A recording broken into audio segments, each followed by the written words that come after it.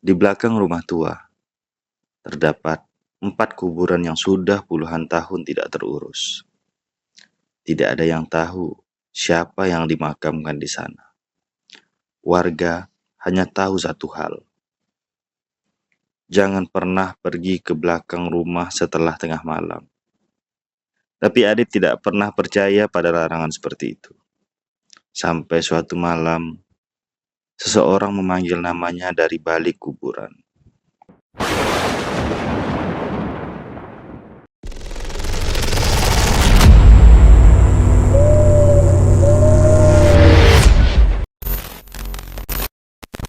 Adit baru 3 hari tinggal di rumah tersebut.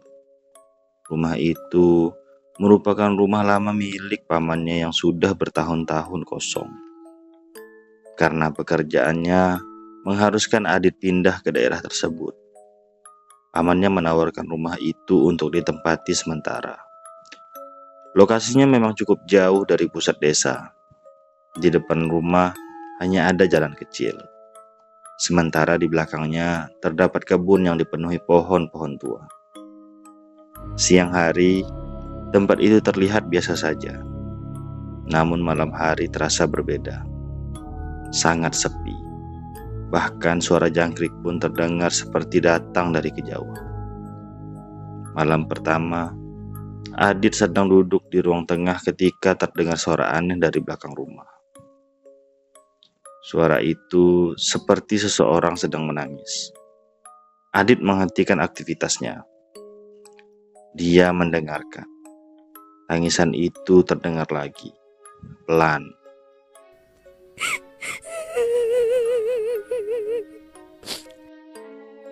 Adit berdiri dan berjalan mendekati pintu belakang. Tangannya hampir menyentuh gagang pintu ketika suara itu berhenti. Adit mengernyit. Perasaan gue aja kali ya. Dia kembali ke ruang tengah dan menganggap suara tadi berasal dari binatang. Malam itu berlalu tanpa kejadian lain. Namun, keesokan paginya, Adit menemukan sesuatu di halaman belakang. Sebuah batu tua yang sebagian tertutup tanah. Karena penasaran, Adit membersihkan tanah di sekitarnya. Barulah ia sadar, batu itu ternyata sebuah nisan. Tulisan di atasnya hampir tidak terbaca. Hanya satu nama yang masih terlihat, Sari. Adit menatap nisan itu cukup lama. Dia kemudian melihat sekeliling dan baru menyadari bahwa di balik semak-semak terdapat beberapa gundukan tanah lainnya. Adit membersihkan sedikit bagian di sekitarnya. 1 makam, 2, 3, dan 4. Ternyata ada 4 kuburan tua tepat di belakang rumah. Siang harinya, seorang lelaki tua bernama Pak Wiryo datang berkunjung. Pak Wiryo adalah salah satu warga yang tinggal tidak jauh dari rumah Adit. Ketika melihat Adit sedang membersihkan halaman belakang, wajahnya langsung berubah. Adit? Ya Pak, siapa yang suruh kamu bersihkan bagian situ? Adit bingung. Gak ada Pak, saya cuma lihat ada makam. Pak Wiryo berjalan mendekat. Dia melihat 4 makam tersebut kemudian berkata pelan. Jangan diganggu, Dit. Adit tersenyum kecil. Kenapa Pak? Kan cuma makam lama. Pak Wiryo tidak ikut tersenyum. Kamu semalam dengar suara nangis. Adit langsung terdiam. Pak, kok tahu? Pak Wiryo menatap makam paling belakang. Karena hampir semua orang yang pernah tinggal di rumah ini mendengar. Adit mulai merasa tidak nyaman. Memangnya siapa yang nangis? Pak Wiryo menggeleng. Gak ada yang tahu. Kemudian dia menambahkan. Yang jelas, kalau suara itu memanggil nama kamu, jangan dijawab. Malam kedua, Adit mencoba mengabaikan kejadian kemarin. Dia mengunci pintu belakang dan masuk kamar lebih awal. Sekitar pukul 12 lewat, Adit membuka mata. Suara ketukan berasal dari pintu belakang. Dia duduk di tempat tidur, kemudian sunyi. Adit mengambil ponselnya. Pukul 00:17. Tiba-tiba terdengar suara perempuan pelan. Adit, Adit langsung membeku. Dia tidak menjawab. Beberapa detik kemudian suara itu terdengar lagi. Adit, Kali ini lebih dekat. Adit turun dari tempat tidur dan berjalan perlahan menuju jendela. Dia membuka tirai sedikit. Halaman belakang terlihat gelap. Tidak ada siapa-siapa. Namun, ketika matanya mulai terbiasa dengan kegelapan, Adit melihat sesuatu di tanah. Jejak kaki. Jejak kaki tersebut berasal dari arah makam dan berhenti tepat di bawah jendela kamarnya. Adit langsung menutup tirai. Keesokan harinya, Adit kembali menemui Pak Wiryo. Dia menceritakan apa yang terjadi. Pak Wiryo hanya menghela napas. Saya sudah bilang, Pak, sebenarnya ada apa dengan makam itu? Pak Wiryo diam cukup lama, kemudian mulai bercerita. Dulu, tanah tempat rumah Adit berdiri merupakan bagian dari pemakaman kecil milik warga. Namun, setelah terjadi longsor besar, beberapa makam tertutup tanah. Beberapa tahun kemudian, tanah tersebut dijual dan sebuah rumah dibangun di atasnya. Masalah mulai muncul setelah rumah itu ditempati. Orang pertama yang tinggal di sana sering mendengar suara perempuan menangis. Kemudian suara itu mulai memanggil namanya. Tidak lama setelah itu, orang tersebut pergi dan tidak pernah kembali. Adit bertanya, terus nama Sari itu siapa? Pak Wiryo menatap makam yang berada paling belakang. Sari adalah anak perempuan yang dikuburkan di sana. Kenapa dia meninggal? Pak Wiryo tidak menjawab.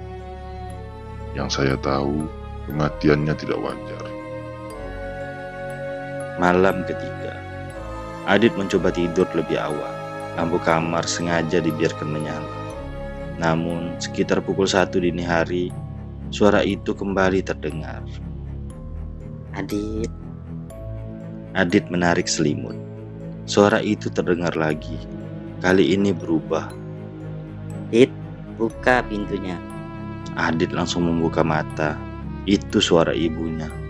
Dia mengambil ponsel dan menelpon ibunya. Tak lama kemudian ibunya menjawab. Adit, kenapa nelpon malam-malam? Adit menatap pintu. Bu, ibu tadi manggil aku. Ibu terdiam. Enggak. Adit menelan ludah. Tapi suara ibu ada di depan kamar. Ibunya langsung berkata, jangan buka pintunya. Adit terdiam. Dari luar kamar terdengar lagi suara ibunya. Adit memejamkan mata. Ibunya yang sedang berbicara lewat telepon tiba-tiba berkata, Adit, dengarkan ibu. Ya bu. Jangan jawab suara apapun yang kamu dengar. Ketukan terdengar. Kemudian suara itu berubah. Bukan lagi suara ibunya. Kini terdengar seperti suara Adit sendiri. Adit mundur menjauh dari pintu. Suara itu terus memanggil namanya. Kemudian hening. Adit menunggu beberapa saat, tidak ada suara lagi.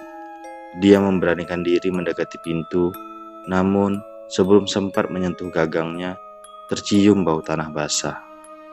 Adit melihat ke bawah, ada tanah di lantai. Jejak kaki kecil terlihat dari pintu, menuju tempat tidurnya. Dan di samping tempat tidur, terdapat sebuah gelang kain tua. Adit mengambilnya. Ada tulisan kecil di gelang tersebut. Sari. Pagi harinya, Adit memutuskan pergi dari rumah itu. Namun, sebelum meninggalkan rumah, dia kembali ke halaman belakang. Dia ingin mencari tahu siapa sebenarnya Sari. Adit menggali tanah di sekitar makam. Beberapa kali cangkul menghantam tanah. Adit berhenti. Dia menggali lagi. Sebuah kotak kayu kecil ditemukan di dalam tanah. Di dalamnya terdapat foto lama. Foto 4 orang berdiri di depan sebuah rumah. Adit memperhatikan foto tersebut. Rumah dalam foto itu sangat mirip dengan rumah yang sedang ditempatinya. Dia membalik foto. Di belakangnya tertulis Sari 1987. Adit merasa ada sesuatu yang tidak masuk akal. Rumah itu seharusnya belum ada pada tahun tersebut. Dia membawa foto itu kepada Pak Wiryo. Begitu melihatnya, wajah Pak Wiryo langsung pucat. "Pak, siapa orang-orang ini?" Pak Wiryo menunjuk perempuan dalam foto. Sari. Adit menunjuk 3 orang lainnya. "Kalau mereka?" Pak Wiryo diam. Mereka penghuni rumah itu. Adit mengerutkan kening. "Rumah ini?" Pak Wiryo mengangguk. Mereka semua pernah tinggal di sana. Adit menatap foto tersebut. Tiba-tiba dia menyadari sesuatu. Ada sosok kelima di belakang mereka. Seorang laki-laki. Wajahnya samar, namun pakaian yang dikenakannya sangat familiar. Adit mendekatkan foto ke wajahnya. Tubuhnya langsung lemas. Itu adalah dirinya.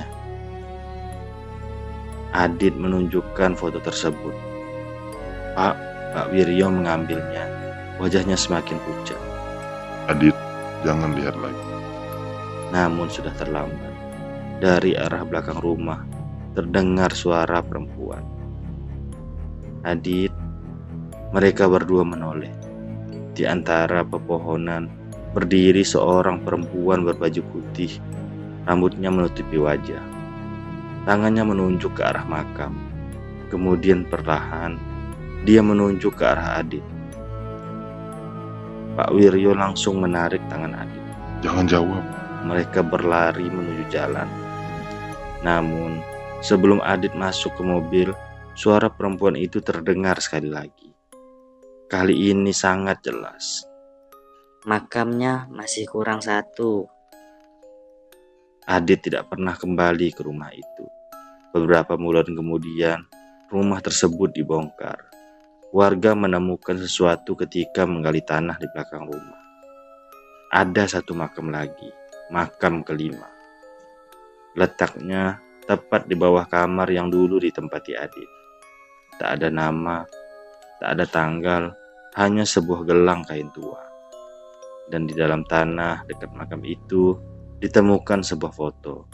Foto yang sama seperti yang ditemukan Adit. Namun ada perbedaan. Tidak ada lagi Sari. Tidak ada 3 orang lain. Hanya 1 orang yang berdiri di depan rumah. Adit. Di belakang foto tertulis sebuah kalimat. Sekarang sudah lengkap. Sejak saat itu, tidak ada seorang pun yang berani tinggal di rumah tersebut. Kan udah dibongkar ya? Yaudah deh. Namun warga sekitar masih sering mendengar suara perempuan menangis dari belakang rumah. Dan setiap tengah malam, suara itu akan memanggil satu nama. Bukan selalu nama Adit. Karena menurut warga, setiap orang yang menjawab panggilan dari kuburan tua itu akan menjadi penghuni berikutnya.